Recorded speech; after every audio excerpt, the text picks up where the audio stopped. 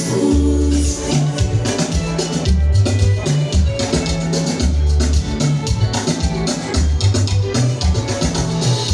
Mama Nnaabagereka, okuze essuubi y'ensi yonna, okutte ku miti emito, tuzaamu obuntu bulamu maama, amalala n'essuuti, obirwanyisiza mu baana, obutayagala kola, ekyo kirwanyisiza twize emirimu, okisomeseza, nze mbitaba wangisewo, mwantinnya buuza omuwala, nfukamira okubuuza, omulezi ayimirira lutengerera, Nnaabagereka, olwana kutasafa abato, nga kitukutteko nnyo, enjawulo gitadde okusomeseza obuntu bulamu, abalenzi n'abawala n'otuyigiriza emirimu gyonna, leero kigudde waffe ku Homestead Schools. Isemba okuswakula n'okukwata mu nsawo ng'oyogera n'abakulu, maama leero bituganye, olwo n'okomyawo obugunjufu, akayisa ag'abanyiga mu Kisaakaate gye boogerwa, omwana ayiseeko mu Kisaakaate aba wa njawulo nnyo, kino kifudde maama ow'enjawulo, Nnaabagereka wa njawulo nnyo, maama obuzira bw'olaze ku lw'abaana buli njukirwa, Nnaabagereka olwana kutasafa abato, nga kitukutteko nnweseza obuntu bulamu, abalenzi n'abawala n'otuyigiriza emirimu gyonna, leero kigudde waffe ku Homestead Schools.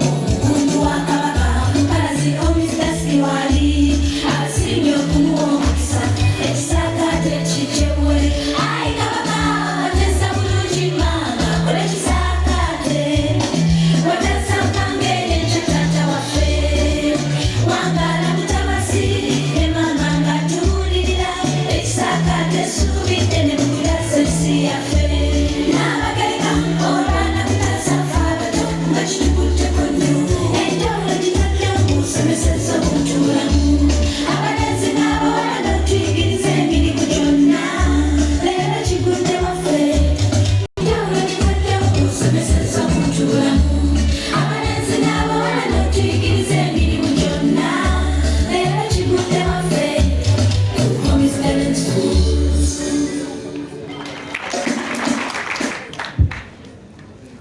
Tweyanza nnyo Homestead, bawe engalo ez'amaanyi.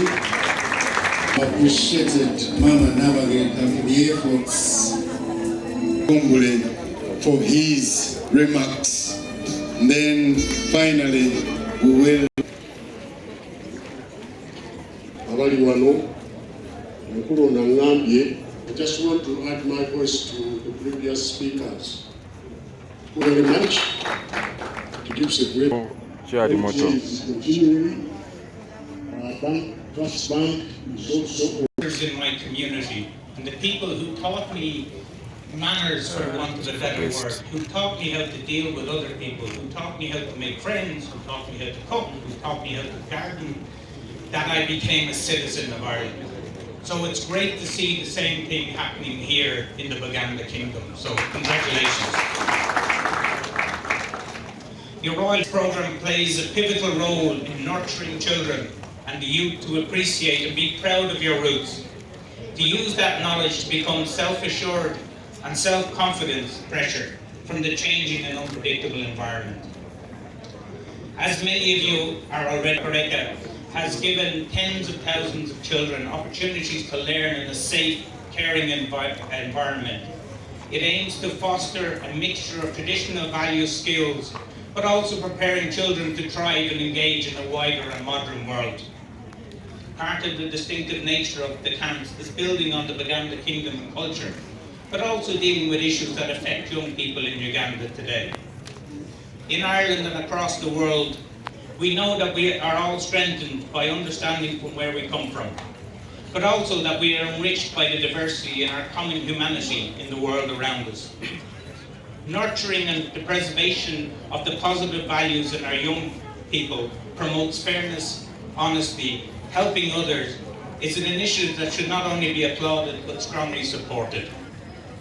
On the premise of the above, it is a great pleasure to speak on an occasion on the issue that unites people across the country and across the world. How can we raise, mentor, educate, help our children to make the world a better and kinder place for everybody? Teaching these values of honesty, empathy, patriotism, transparency, integrity, and humility, to mention just a few, have been a challenge for every generation. While children today may experience less poverty, it does not mean their lives are any easier. As young people are facing new challenges posed by many things, including social media, computers, mobile phones, while they all have a positive impact, they can play a useful role in the development of children, also be destructive if not accessed and utilised in a controlled manner. Internet and social media is something that we understand instinctively: honesty and fairness and showing humanity to others. When young people play and talk to each other, they expect fairness to be exhibited. Everybody likes the child who shares what they have, and as adults, it is our responsibility to teach our words and not harsh or derogatory. It is no coincidence that the values of Ubuntu Bulamu are similar to the basic values behind Ireland's friendship with Uganda. In Ireland, we have what we call the spirit of Mehel, similar to Ubuntu. Both our countries recognise that we must be decent, honest, and help others care for those that need assistance by working together. We have a phrase in Ireland that we live in the shelter of others, so that we are part of a community, and we are only because we are part of a community. We understand that we are stronger together, focusing on what we have in common rather than what makes us different, because it is by focusing on what we have in common that makes us stronger, more empathetic, understanding, and less prone to selfishness. We opened our embassy in 1994. It's going to make us younger. When we established our official aid program. Since then, Ireland has worked with a focus on a number of key areas, like the work of Her Highness the Nnaabagerekas and girls, with programs targeting girls' education, vocational skills, and the protection of refugees, especially women and girls, and promoting the rights of vulnerable and the minorities. Because decency includes ensuring a world we can live in, Ireland supports the protection of our shared home through climate action, which I also see as a theme of your mentoring. This will be the biggest challenge facing our young people in the future, and to give them the tools and the grounding to deal with this uncertain future is vital. In addition to providing assistance through our bilateral aid program, we also support work of local and international aid agencies and missionary organisations in Uganda through our civil society funding schemes. But finally, because of the friendship is key to Ubuntu Bulamu, we're also working to deepen our economic, political and cultural links between Uganda and Ireland in ways that benefit both countries. Whether between children and their parents, or in children's friendship with each other, or in partnership between countries, we need to take cognizance of the fact that everything is better when built on a foundation of fairness and a recognition of a common and shared humanity. I congratulate Her Royal Highness the Nnaabagereka for her 16 years. It is apparent that over these years the Kisaakaate has empowered its participants who have enhanced confidence and critical thinking ability. It is even more impressive that the mentorship camp can be spread its tentacles beyond Uganda and is working with youth in South Africa, Canada, Britain and the United States of America, and I look forward to seeing it happening in Ireland. Allow me by once again thanking Her Royal Highness for this opportunity to speak, and to wish upon her and all the staff and children taking part the very best growing and learning experience that they can have at the Kisaakaate. I thank you very much for listening to me, and now take this opportunity to formally launch this Youth and Children Leadership Mentoring Camp. Thank you very much. He is going to append his signature. Nnaabagereka.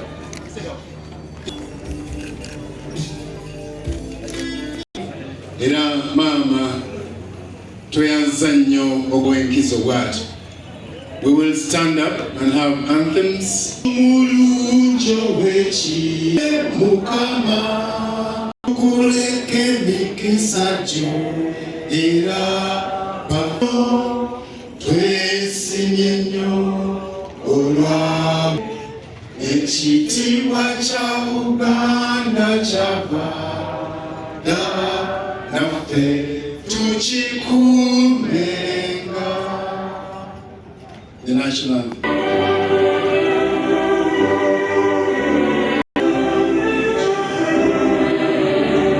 Colgan from National Drug Authority.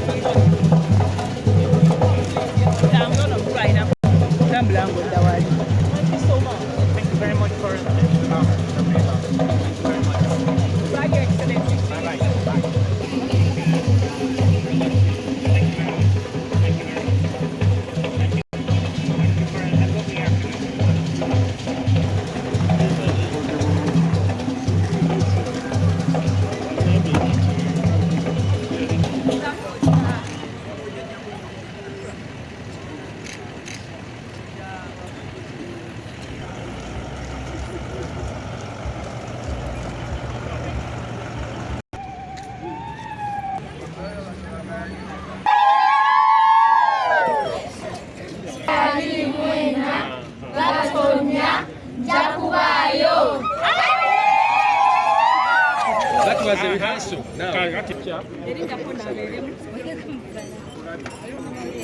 Kisaakaate abiri mwena abiri mwena Gatonya Jakubayo.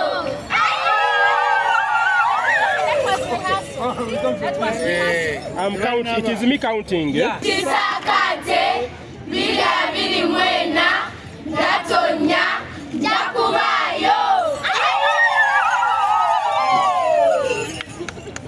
Thank you. Tongoza Kisaakaate kya Mama Nnaabagereka wano mu Bulange Mengo. Manya nze Nnaabagereka Chibi naze ssentebe wa Nnaabagereka Women Foundation nakulwayo okutongoza Kisaakaate kya Nnaabagereka n'ekigendererwa ekyokulaba obuntu bulamu. Koli kutugende bwekiti. Kumbo Kigera kutambulira ku mulamwa ogamba okulafuwanira obuntu bulamu era ng'ekibiina kyaffe lwaki twalonze mulamwa guno lunaku omusha tukolerera abaana kubanga bafuuka bantu balamu. So lwaki olowooza nti nakikulu kubanga tulabye nti tusuula bizinesi zaffe ezisinga waliwo abantu betukola nabo emirimu abatali bantu balamu kigirako bizinesi zaffe okugwa. Olw'ensonga tulowooza nti bwe tukolerera abaana bano kubanga bakula nga balina obuntu bulamu kijja kuyamba okumiza era nga Kisaakaate kino kigenda kubeera mu ssomero lya Omuzidale Gayaza era nga mu ssomero lino erya Gayaza Omuzidale kigenda kubaayo okubanga nnya Gatonya okutuuka nga 2 Gatonya nga tusuubira abaana abasukka mu 6 bagenda okuza mu Kisaakaate kino kubanga olwedde amawulire getufuna okutwalanze emyaka Kisaakaate tulaba nti abantu bangi nnyo abettanidde kubanga bajja begenda ku Kisaakaate kino era n'okubanga essira kwe tugenda oliteeka era okulakubanira obungi bulamu kubanga tutunuulira embeera ya omuzungu kyayita mental health ey'abaana n'engeri abaana gye bakolamu okusalawo kuba tukizudde nti obuzibu obusinga okubeerawo mu baana ab'omulembe guno kubanga basazeewo nga tamaze kwefumitiza kwe basazeewo tugenda okuteeka essirako ebyo ebintu ebibiri okugatta byetwali tukola mu Kisaakaate eyise ey'emyaka kati 16 nga kitugenda mu kyamwaka 17 kuba mu masaza ga Ssaabasajja gali mu United States of America nga kisaza Texas, Massachusetts omuli Boston ne Washington wali Seattle bonna batusabye okubiriza okukola mu Kisaakaate eri abantu ba Ssaabasajja abawangaala. N'olw'ensonga eyo weewaawo tulina kye tukolako naye tetusobola kukimalayo. Abaana abazadde bennyini balina okugezaako okulaba nga batuukiza obuvunaanyizibwa bwabwe eri abaana badde nga tuli mu mbeera ey'okusoomozebwa ey'ebyenfuna n'emirimu emingi naye era twesaaga tubeere nga tussaayo obudde tuyogereko n'abaana baffe tubategeere aye tusobole okubayamba okuba nga bajja mu nsi ekyukakyuka. nti buli kintu kyonna kyonna omwana kyaba agenda okukola yeetaaga amala okukyefumitirizako nga tannakikola kubanga ebiseera ebisinga tukola ebikikolwa ate oluvannyuma ne tukyejjusa ensonga lwaki twejjusa ebikolwa byaffe olwokuba tebabyefumitirizaako nga tugenda okukola. Kisaakaate ky'omulundi guno kitongozeddwa ambasada wa Ireland mu Uganda His Excellency Kevin Colgan era nga bw'abadde ayogera eri ababaddewo ategeezezza nti waliwo ebintu bingi nnyo ebifaanagana wakati wa Buganda n'abantu be Ireland era ng'alaga nti kino ekikolebwa ku Kisaakaate wonga aba Ireland batandika okukikola era nga bagezaako okulaba nga bateekawo ebibiina ebiyamba abaana okudda ku nnono yaabwe ali n'okuba nga batambulira mu mpisa z'obunju.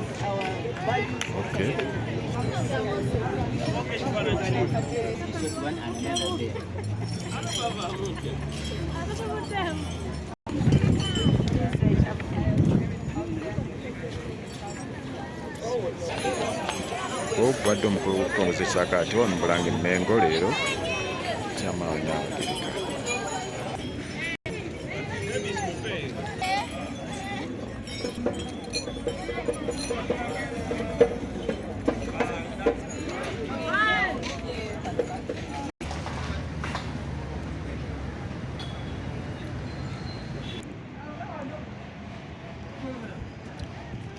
Omukungu Ssaalongo Mukibiso Muzzanganda Ssaababendobendo njagala okwebaza nnyo Maama Nnaabagereka olw'enteekateeka eno gye yaleeta Kisaakaate ey'okugunjula emiti emito egy'okugiteekamu empisa okubeera ng'abaana basobola okwetandikawo okwekulaakulanya abaana okubeera creative n'okubeera ng'ateekateeka bulungi abaana baffe ab'eggwanga ebya Buganda ne Uganda okutwalira awamu.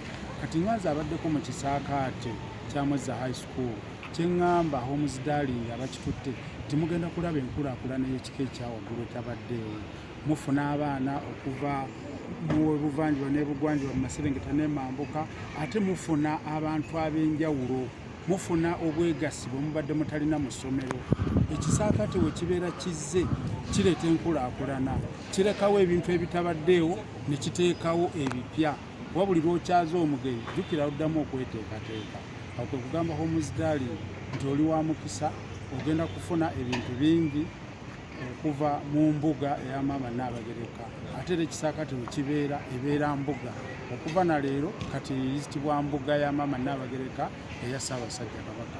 Ayi Katonda kuuma Ssaabasajja Kabaka. Nze omukungu Ssaalongo Muzzanganda Ssaababendobendo nannyini bbendobendo ly'Ekyaggwe era akulembera bassentebe b'amabendobendo bonna mu masaza ga Ssaabasajja 18 nze ssentebe waabwe.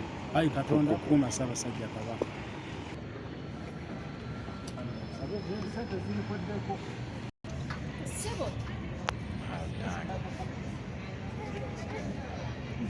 Kisaakaate 2024 tujja kuwaayo.